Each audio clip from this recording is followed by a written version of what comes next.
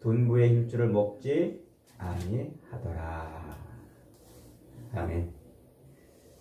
1월 16일 목요일입니다. 오늘은 창세기 32장 1절부터 마지막 32절까지 말씀입니다.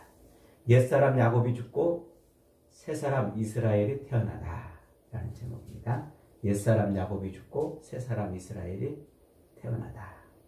오늘 본문은 너무나 잘 알려진 본문이죠. 유명한 본문이고 아마 이 본문에서 설교도 많이 들었을 겁니다. 이 본문을 통해서 여러분들은 많은 이야기들을 듣고 또 많은 그런 교훈을 받았을 줄 믿습니다. 지금 이렇게 야곱은 이제 외삼촌 집에서 떠나와서 고향으로 돌아가는 이 길목, 바로 이 야복강 나루터에서 그의 인생이 바뀌는 거예요. 이전에 야곱의 인생에서 이후에 이스라엘 인생으로, 옛사람 야곱이 죽고 새사람 이스라엘로 인생이 바뀌는 거죠. 지금 야복강 나루터에서 그는 외로이 서 있습니다. 20년 전에 형 에서를 속이고 아버지를 속이고 장자권을 받아내고 장자의 축복을 훔쳐냈던 그 야곱은 에서의 분노로 결국은 외삼촌 집으로 피신을 해 있었습니다. 홀로 그렇게 도망을 갔는데 그 외삼촌 집에서 그는 4명의 아내들을 통해서 11명의 자식을 얻고 또 많은 재산을 얻어가지고 왔습니다. 어떻게 보면 홀로 도망친 인생치고 어떻게 보면은 성공한 인생이죠. 그의 인생이 바뀐 것처럼 보입니다. 대단히 큰 성공을 이룬 인생인 것처럼 보이죠. 하지만 문제는 지금부터입니다. 야곱이 돌아온다는 소식을 형 에서가 듣고 400명의 자기 사병들을 준비시켜서 야곱을 맞으러 나옵니다. 이것은 큰 사람들을 데리고 나가서 야곱을 맞는 게 아니고 야곱을 죽이겠다는 신호였습니다. 즉시 야곱을 죽이겠다는 그런 의도가 담겨 있는 거예요. 야곱은 이 두려움에 휩싸였어요. 그래서 얼른 자기 가축대를 2대로 나누고서 한 떼를 에서가 치면 다른 한 떼를 가지고 도망을 칠 계획을 세웠습니다. 그리고 이 에서 앞으로 또 떼를 나눠 가지고 미리 예물을 또 이렇게 보내기로 했습니다. 그러나 그런 것들로 야곱의 이 계략, 이 생각으로 에서의 그 분이 풀릴까? 야곱은 아마 걱정이 되었을 겁니다. 온갖 머리를 굴리고 이리저리 생각해도 해결되지 않을 것처럼 여겨졌어요. 그래서 야곱은 결국 자기 아내들, 자식들까지 강을 다 건너가게 하고 야복강 나루터에 혼자 남았습니다. 이제 진짜 20년 동안 얻었던 그 성공한 인생처럼 보였는데 그 모든 것이 다 허물어지고 홀로 남은 20년 전의 그 모습으로 다시 남아있는 것입니다. 그렇게 20년 동안 외로움과 그리움과 고생과 서러움과 두려움과 절망과 분노의 삶을 살았던 그 삶은 다시 남은 거예요. 그렇게 아무 힘이 없고 두렵고 걱정스럽고 염려스러울 때 하나님이 야곱을 찾아오신 겁니다. 그 야곱을 붙들고 씨름을 하십니다. 야곱의 욕구와 욕망을 넘어서 그 모든 두려움과 그 모든 필요를 넘어서 하나님이 야곱의 그 마음속으로 들어가시려고 그러는 것입니다. 그래서 야곱과 한판 씨름을 벌이는 거죠. 여러분 이런 씨름을 해보신 적 있나요? 무엇이 성공인가? 무엇이 내 인생의 승리고 내 인생의 진짜 가치는 무엇인가? 무엇이 내 인생에 진짜 행복을 가져다 주는 것인가? 무엇이 내 인생을 진짜 의미 있게 만드는 것인가? 무엇이 내가 진짜 내 인생에서 붙들고 바라봐야 될 소망인가? 여러분 이걸 가지고 여러분 인생 한번 씨름을 해보신 적이 있냐 말이죠. 내 인생의 사명이 무엇인가? 나는 앞으로 어떻게 살아야 되는가? 내가 갈 길은 어딘가? 이런 걸 붙들고 씨름을 해보신 적이 있냐 말입니다. 야곱이 평생 붙들고 살았던 것은 이 땅에서 잘 먹고 잘 사는 것이었어요. 땅에서 복을 누리는 것이었어요. 많은 재물을 소유하고 평안히 사는 것이었어요. 그러나 그 모든 것이 사실은 신기루처럼 사라져 버린 거예요. 그래서 하나님은 다시 야곱으로 하여금 씨름하게 하시는 거예요. 그 인생에 정말 네가 붙들고 있어야 될 게 뭔지, 네가 소망해야 될 게 뭔지, 너에게 진짜 중요한 게 무엇인지를 하나님은 야곱으로 하여금 다시 씨름하게 하는 것이죠. 제 큰아들이 아주 어렸을 때 이 아들하고 좀 친해지고 싶어가지고 제가 아들하고 이렇게 씨름을 자주 했어요. 그래서 아들을 살살 약 올려가지고 자꾸 이렇게 건들면 이 아들이 아빠를 한번 이겨보겠다고 달려들어가지고 아빠랑 한번 씨름을 합니다. 제가 힘을 줘가지고 번쩍하고 내다 꽂으면은 더 신경질이 나가지고 더 화가 나가지고 씩씩거리며 달려들어요. 그렇게 달려들고 온 힘을 막 탔을 때 그때 저는 어떻게 합니까? 지그마니 넘어져서 져줍니다. 그리고 야, 너 정말 잘한다. 너 힘이 왜 이렇게 세졌냐? 그러면 막 기가 살아가지고요. 그렇게 져주기 위한 씨름을 하는 거예요. 지금 하나님은 야곱에게 져주기 위한 씨름을 지금 하시는 거예요. 야곱은 하나님께 매달려서 밤새 싸웁니다. 그리고는 끝내 하나님은 야곱에게 져주셨습니다. 야곱아, 그만하자. 네가 이겼다.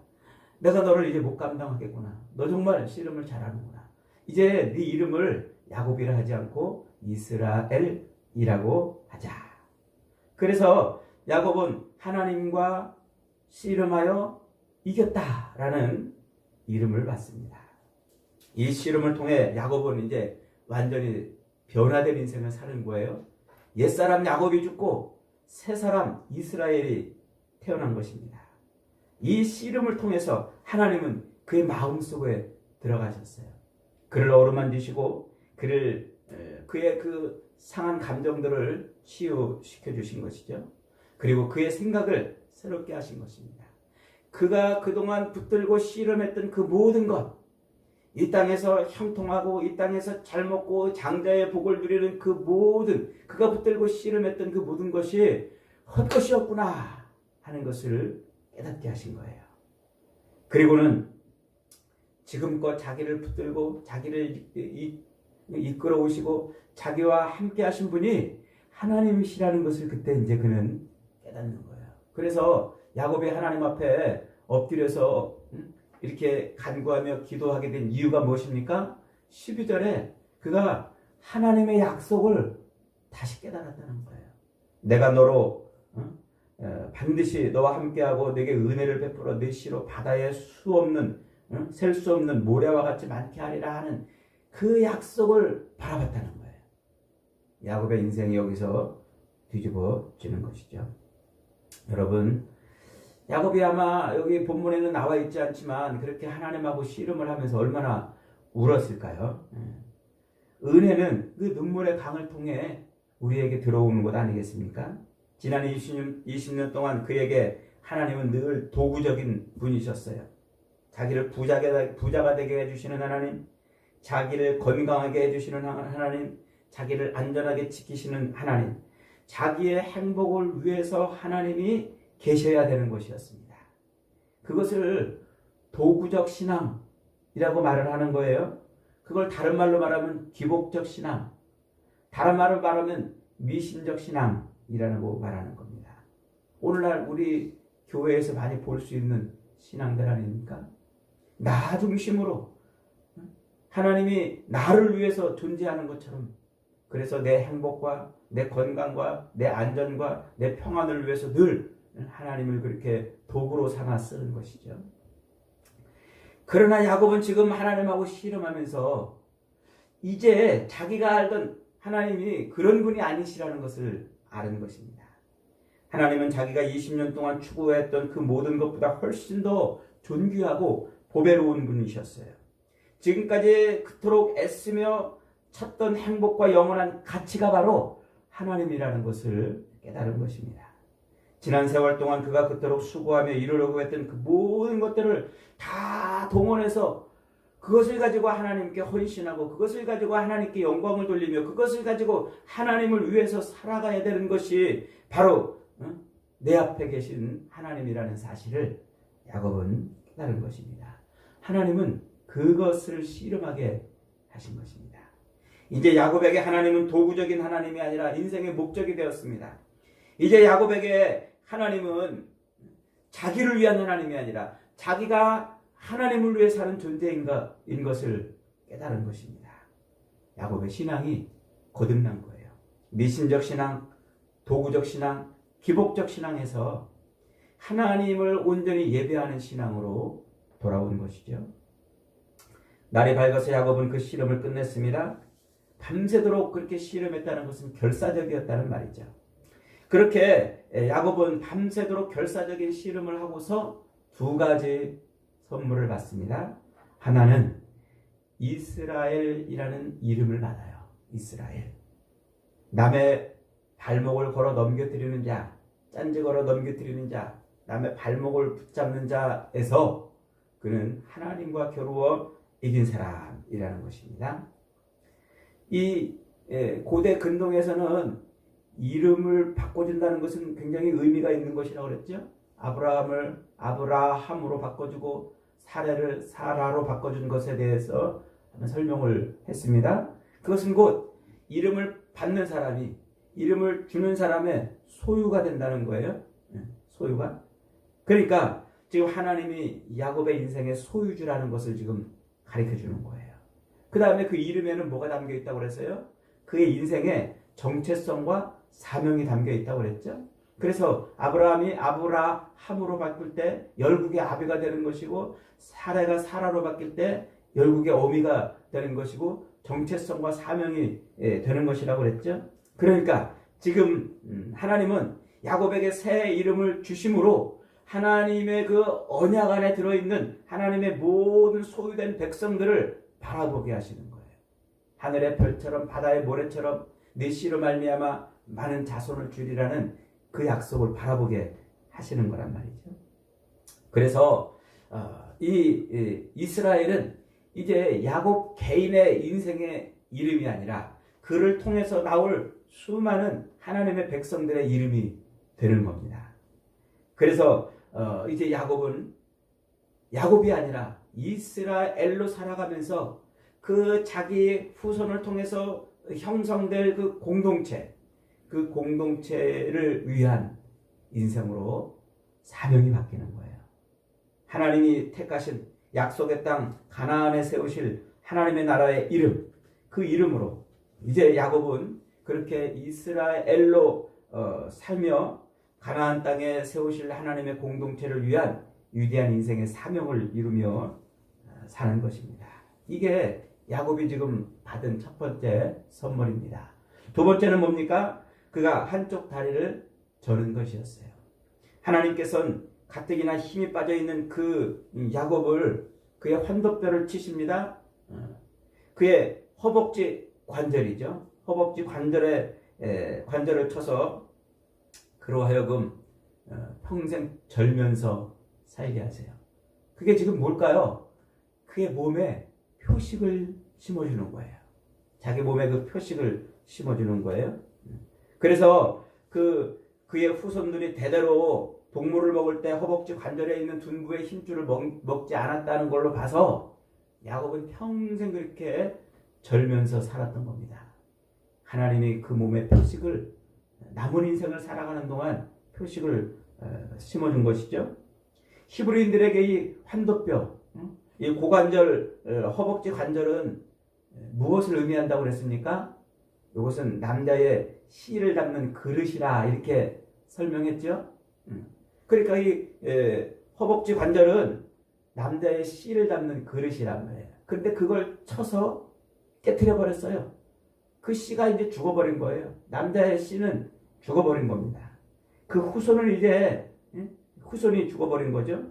그러니까 평생 야곱은 자기 후손이 죽는 것으로 살아가는 인생이 되었다. 요 그림을 지금 만들어내고 있는 겁니다. 후손이 죽어서 사는 인생. 여러분, 후손이 죽어서 사는 인생이 이스라엘이에요. 후손이 죽어서 사는 인생이 이스라엘.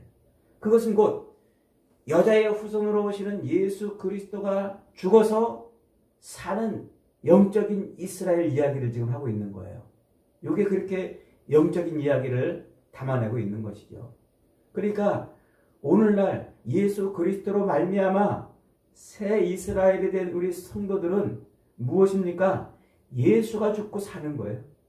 여자의 후손으로 오신 예수가 죽어서 그것으로 사는 존재가 이스라엘이라고 지금 말을 하고 있는 거죠. 그래서 예수님이 십자가에 달려 죽으심을 인해서 저와 여러분이 살아난 줄 믿습니다. 그래서 우리 옛사람이 죽고 우리가 새 사람 이스라엘로 살아가는 거란 말이죠.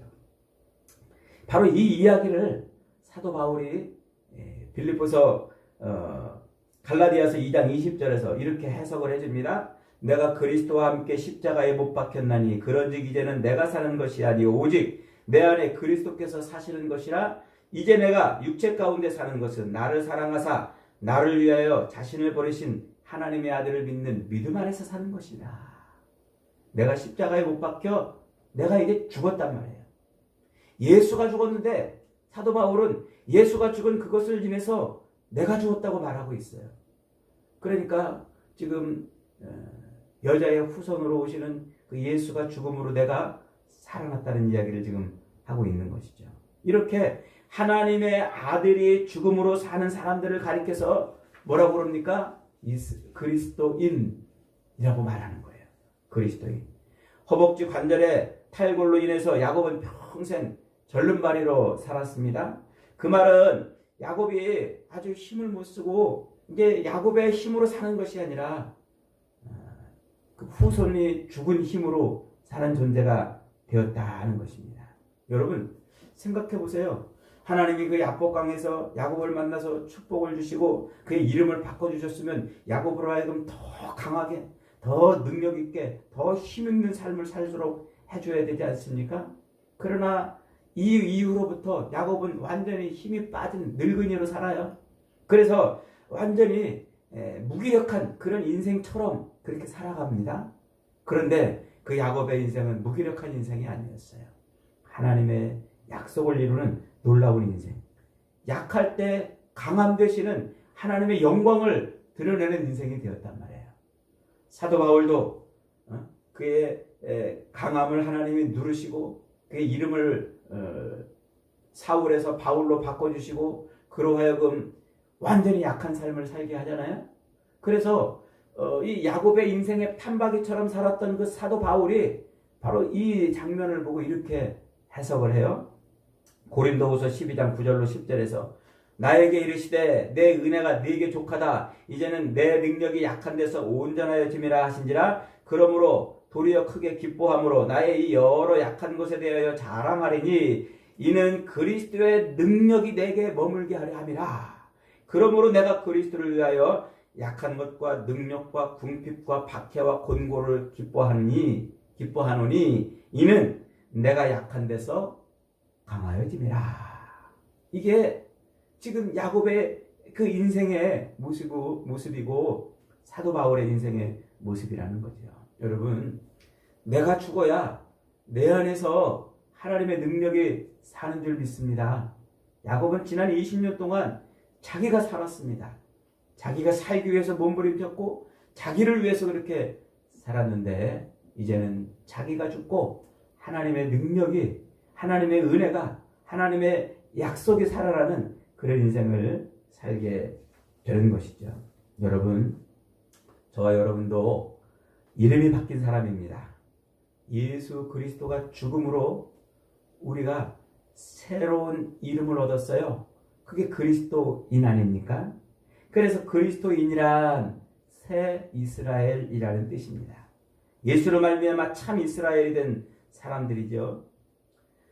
그렇게 예수 그리스도가 죽음으로 우리가 사는 이 놀라운 사건이 바로 십자가 사건이고 그 십자가를 바라보고 사는 인생, 십자가를 붙들고 사는 인생이 그리스도인이고 그 그리스도인은 이제 내가 죽고 예수가 사는 그런 삶을 사는 것입니다.